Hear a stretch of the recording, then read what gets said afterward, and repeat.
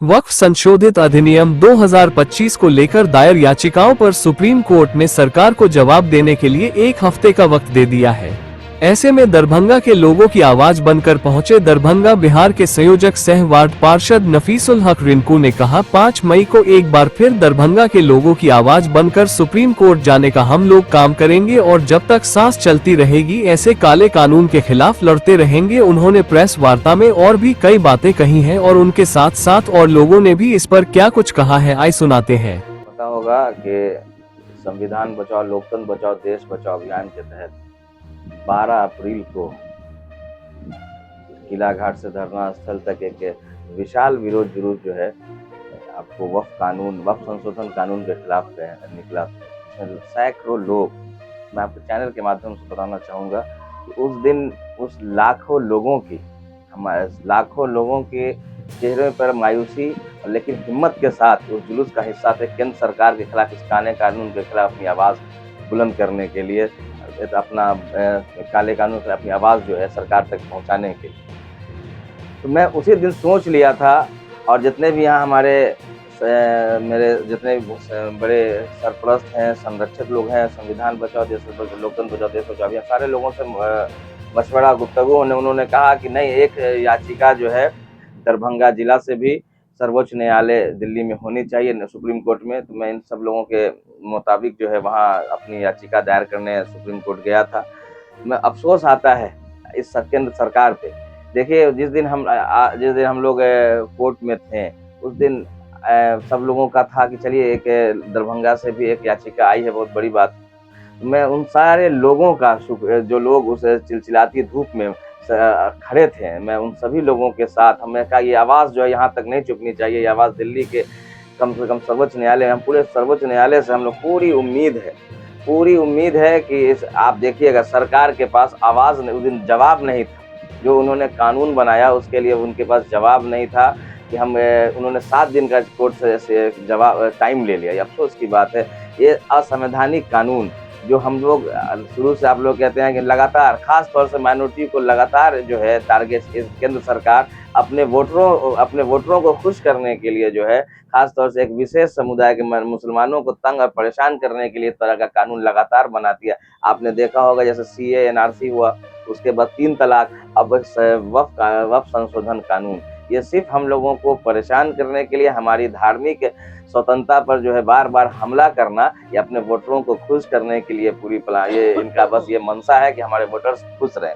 अब उन्होंने supreme court का उस दिन था, CJI ने कहा कि जो 5 ही याचिकाओं पर सबकी जितनी भी याचिकाएं हैं सबका मुद्दा एक ही था। तो कहा सब मैं सुनूंगा, 5 ही, आप उनमें से जो मुख्य पॉइंट है सब आप उनको निकाल लें और सबको उन्हीं के साथ ऐड कर लें, और वो सब लोग वहाँ, क्योंकि सुनना है 5, सब उनके साथ ऐड होकर सब जाएगा। मेरी याचिका भी एक्सेप्ट हो गई, और ये हमारी याचिका नहीं है, दरभंगा जिला के अमन पसंद लोगों की याचिका है, उनकी ही याचिका है। मैं उनकी आवाज़ बनकर सर्वोच्च न्यायालय में खड़ा था, और आगे जब तक जिंदा हूँ इस तरह के असंवैधानिक और गैर मुस्लिम विरोधी कानून आता रहेगा, गैर संवैधानिक कानून बनता रहेगा। मैं एक आवाज़ बनकर शहर, पूरे जिला का और पूरे बिहार का मैं खड़ा रहूँ। लोगों ने देखा होगा कि हमारी केंद्र सरकार ने एक वक्फ कानून लाए, जिसमें जो अभी वो एक्ट लाए हैं, एटलीस्ट 40 सेक्शंस उन्होंने ऐसा ऐड किया है जो कंप्लीट अगेंस्ट मुस्लिम है, अगेंस्ट वक्फ प्रॉपर्टी है। वक्फ का मतलब होता है फी सबीलिल्लाह। आप लोग अच्छी तरह जानते हैं कि कोई भी ज़मीन किसी को वक्फ कर दिया, वो अल्लाह के नाम पर वक्फ हो गया। उसको किसी को हक नहीं है उसको खुर्द-बुर्द करने का, या किसी हुकूमत को भी हक नहीं है कि उस पर अपना दावा पेश करे। तो ये जो एक्ट लाए हैं, ये उसी को उन्होंने अल्ट्रावायर करने के लिए इस तरह का कानून बनाया है। दूसरी चीज़ आपने देखा होगा कि वक्फ का जो भी मामला होता है वो इस्लाम के जो दायरे हैं, इस्लाम के जो कानून हैं, उस पर उसको इम्प्लीमेंट होना, उस पर उसको चलना है। उसमें एक क्लॉज आप लोगों ने देखा होगा, वक्फ बाय यूज़र, देखा होगा आप लोगों ने, उसको उन्होंने ख़त्म कर दिया। ओरल वक्फ को उन्होंने ख़त्म कर दिया। उन्होंने एक नया क्लॉज उसमें फर्दर ये ऐड किया कि कम से कम 5 साल से जो मुसलमान डिक्लेयर्ड होगा वो वही वक्फ कर सकता है, जबकि वक्फ का ऐसा कभी कोई कानून नहीं रहा। हम आज हैं, आज हम मुसलमान हुए, आज भी हम वक्फ कर सकते हैं। कहीं पर कोई उसमें रोक नहीं है। एक नया उन्होंने पैदा कर दिया कि 5 साल तक आप मुसलमान रहिएगा, प्रैक्टिकल मुसलमान रहिएगा। ये प्रैक्टिकल मुसलमान का परिभाषा उनके कहीं भी एक्ट में नहीं है। हमारे उपराष्ट्रपति या भाजपा के जो भी लीडरान हैं, उनको लगता है कि कॉन्स्टिट्यूशन की पूरी जानकारी नहीं है। एवरी एक्ट जो पास होता है आपके पार्लियामेंट से, उसकी सुनवाई सुप्रीम कोर्ट कर सकती है। धनखड़ साहब खुद वकील रह चुके हैं, उनको इस बात की जानकारी होनी चाहिए कि कोई भी डायरेक्शन सुप्रीम कोर्ट कहीं भी दे सकता है। उन्होंने एक सवाल उठाया है कि प्रेसिडेंट को और जो है सो गवर्नर को कोर्ट डायरेक्शन नहीं दे सकती है। ऐसा कहीं कानून में, कॉन्स्टिट्यूशन में कहीं बात नहीं है कि डायरेक्शन नहीं दे सकती। आपको बता दूं, वकील जो होता है वो अपने क्लाइंट के मैटर को प्ली करने के लिए होता है। न वो हिंदू होता है, न वो मुसलमान होता है, वो सिंपली एक एडवोकेट होता है। आपने प्रैक्टिकली लोअर कोर्ट में और डिफरेंट कोर्ट्स में देखा होगा कि मुसलमान क्लाइंट है, उसके खिलाफ एक हिंदू वकील लड़ रहे हैं, हिंदू है उसके फेवर में एक मुसलमान लड़ रहा है। तो वकील सिर्फ वकालत करता है और देखता है कि हमारे क्लाइंट का कहाँ पर हनन हो रहा है, उसको हमको डिफेंड करना है। न वो हिंदू होता है न मुसलमान। देखिए, सबसे पहली बात, हम मुसलमान हो या हिंदू, इस देश के जो भी लोग हैं जो संविधान को मानते हैं, उन्हें सुप्रीम कोर्ट से एक अच्छी उम्मीद होती है। सुप्रीम कोर्ट सबसे ऊंचे पायदान पर है कोर्ट, और इसकी जो भी बातें होगी वो लोग एक्सेप्ट करेंगे। यहाँ से जो अर्जी दाखिल की गई या याचिका दायर की गई, हमारे नफीसुल्लाह रिंकू साहब लेकर गए, वहाँ एक्सेप्ट किया गया। तो हमें कोर्ट से, यहाँ के जो कानून है उससे हमें काफ़ी उम्मीद है और हम उसको मानते भी हैं। लेकिन जो काला कानून मुसलमानों पर बारहा लादा जाता है, उसके खिलाफ हम तमाम मुसलमान पूरे देश में एहतजाज करते हैं। तो हमें उम्मीद है कि सुप्रीम कोर्ट ने जो 7 दिन का मोहलत दिया है और उसके पहले जो बातें आई है, उससे ये पता लगता है कि सुप्रीम कोर्ट को भी लग रहा है कि ये कानून जो बनाया गया बीजेपी ने सिर्फ अपने मफाद के लिए बनाया है, कहीं ना कहीं ये गलत है। तो मुझे उम्मीद है कि ये फैसला अच्छा आएगा और मुसलमानों के हक में आएगा, उसमें जो बदलाव है वो ज़रूर होगा। 2014 से हमला हो रहा है। आपको याद होगा कि बाबरी मस्जिद वाले मसले पे जो एक जज थे, मैं नाम नहीं लेना चाहूँगा, क्या उनके साथ क्या हुआ आप लोगों को पता है।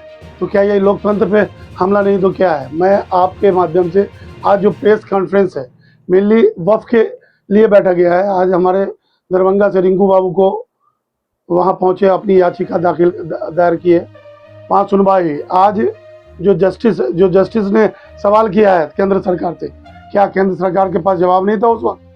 जो कानून बनाया, जिन्होंने कानून बनाकर कोर्ट में कानून बना करके उसको पास करवाया, आज कोर्ट जब सवाल किया तो 7 दिन का टाइम क्यों लिया गया उससे, ये सवाल है। जवाब क्यों नहीं था उसके पास। ये टोटली लोकतंत्र पे हमला है और लोकतंत्र के हमला करते हुए ये एक विशेष समुदाय मुसलमान पर ही हमला है। आप देख लो, आप नजर उठा के देख लो। ये असल इनका सरकार का मामला क्या है कि इनका जो मुद्दे हैं, इनका जो बैकफुट है, इनको छुपाने के लिए एक नया प्रहार कर देते हैं मुसलमानों पे। लोग जो हमारे बिरादरान वतन है, जो उनके वोटर्स हैं, वो उनको खुश करने के लिए वो क्या करते हैं, मुसलमानों पे हमला किए। सारे मीडिया, सारे एक ये मिल करके एक चीज़ पे फोकस करने लगे। और पीछे क्या हो रहा है, देश किधर जा रही है, देश का हालात क्या है, इस पे कोई भी मीडिया आवाज़ उठा रही है। आज आप जब से भी वक्फ का कानून लागू हुआ है, मैं दावे के साथ कहना चाहूँगा, और सारे जो लोग देख रहे हैं आपके मीडिया के माध्यम से, मैं उनसे भी ये मेरा सवाल है कि क्या जिस दिन से ये लोग वक्फ कानून पास हुआ है, किसी भी मीडिया में सिवाय वक्फ के अलावा किसी दूसरे बात पर चर्चा होती है? नहीं हो रही है। सिर्फ और सिर्फ यही, क्योंकि मुद्दा दे दिया लोगों को, सरकार ने मुद्दा भटक रहा है, सरकार अपना घोटाला कर रहा है। क्या कर रहा है, देश को कर्जदार बना रहा है। इस पर कोई किसी की नज़र नहीं जा रही, ना मीडिया की नज़र जा रही है, ना पब्लिक की नज़र जा रही है। और मीडिया जो है ना, मेन मीडिया सबसे बड़ी ताकत है एक देश के लिए, कि इस देश में क्या, कौन सी सरकार क्या गलत कर रही है उसको देखने की जरूरत। सरकार क्या करती है, एक मुद्दा दे दिया, मीडिया उसी को दे रही है। मैं मीडिया आपके माध्यम से सारे मीडिया से भी कहना चाहूँगा कि जो देश के असल मुद्दे हैं उसको भी उजागर करें। ये सरकार क्या कर रही है हमारे देश के लिए, इसको भी उजागर करें। आप रीड करें 2014 से लेकर के अब तक 10-11 साल में क्या किया है सरकार ने, कहाँ देश कहाँ था 2014 में और कहाँ से कहाँ लाके रख दिया। लोगों को डर लगता है, लोगों के अंदर डर का माहौल पैदा कर दिया ये सरकार, चाहे वो किसी भी समुदाय के लोग हों। एक दूसरे से बात करने में डरते हैं, मेरा ये कहना है।